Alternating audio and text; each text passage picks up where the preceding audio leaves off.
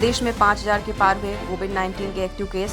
केंद्रीय स्वास्थ्य मंत्रालय द्वारा शुक्रवार को जारी किए गए डेटा के अनुसार देश में कोविड-19 के एक्टिव मामले बढ़कर 5,364 हो गए हैं।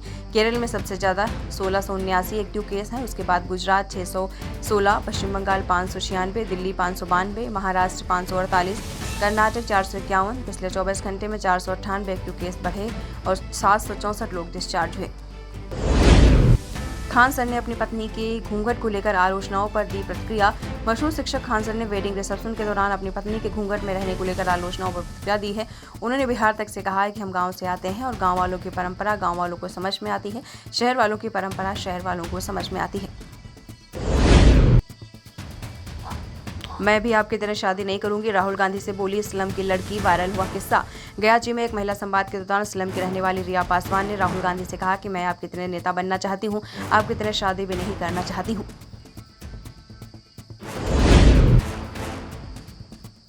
यूपी में पूर्व अग्निवीरों को मिला तोहफा। गृह विभाग ने सरकारी नौकरियों में 20% आरक्षण दिया है। यूपी में पूर्व अग्निवीरों को तोहफा मिल गया है। पूर्व अग्निवीरों को 20% आरक्षण दिए जाने का शासनादेश शुक्रवार को जारी कर दिया गया है। पकड़ा गया। सीएम रेखा गुप्ता को जान से मारने की धमकी देने वाला शख्स नशे में किया था फोन। दिल्ली पुलिस उत्तर पश्चिम जिले की स्पेशल स्टाफ की टीम ने गाजियाबाद से गिरफ्तार किया है। शख्स की पहचान श्लोक तिवारी के रूप में की गई है। दिल्ली के सीएम रेखा गुप्ता को जान से मारने की धमकी देने वाला जो शख्स है उसको गिरफ्तार कर लिया गया है।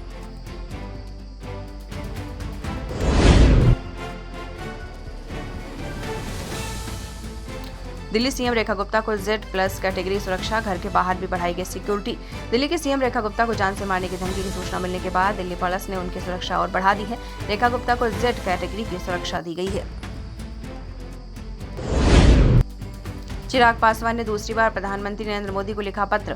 प्रधानमंत्री नरेंद्र मोदी को लिखे पत्र में चिराग पासवान ने कहा कि भागलपुर को पीएम मित्र योजना के अंतर्गत एक मेगा टेक्सटाइल पार्क के लिए चयनित किया जाए ताकि क्षेत्र की जो ऐतिहासिक धरोहर है वो बनी रहे। उन्होंने पत्र में लिखा है कि भागलपुर क्षेत्र का विकास होगा।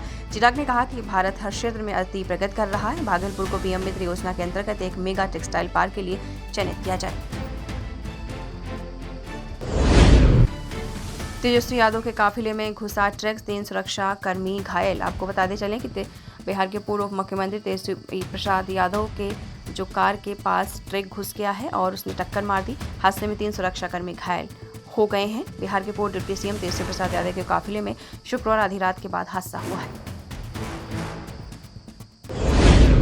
तेज प्रताप यादव बोले सत्य के मार्ग पर हरीशचंद्र पांडु की जीत मिली। यूजर ने लिखा, इन्होंने अपनी स्त्री के लिए बहुत किया, भैया ईडी सीबीआई को सच बता दीजिए। परिवार और पार्टी से निकाले गए लालू के बड़े बेटे तेज प्रताप यादव सोशल मीडिया पर एक्टिव हो गए हैं। शनिवार को सुबह 4 बजे उन्होंने सोशल मीडिया एक्स पर एक पोस्ट लिखा हुआ है। कहाँ है पिछले साल बकरीद पर बचाए गए 124 बकरे। यूपी में चल रही बकराशाला। संस्था के अध्यक्ष बोले मुस्लिम बनकर नहीं खरीदे थे। बकरीद से पहले का वीडियो शायद आपने देखा होगा। इसमें एक मंदिर में 100 से ज्यादा बकरे खड़े हैं, लोग उन्हें चारा खिला रहे हैं। यह वीडियो दिल्ली के चांदनी चौक का है और बीते साल 17 जून को वायरल हुआ था। इसमें दावा किया गया इन बकरों को ईद पर कटने से बचाया गया है। 35% रिटर्न के बाद अब सोना देगा तगड़ा झटका।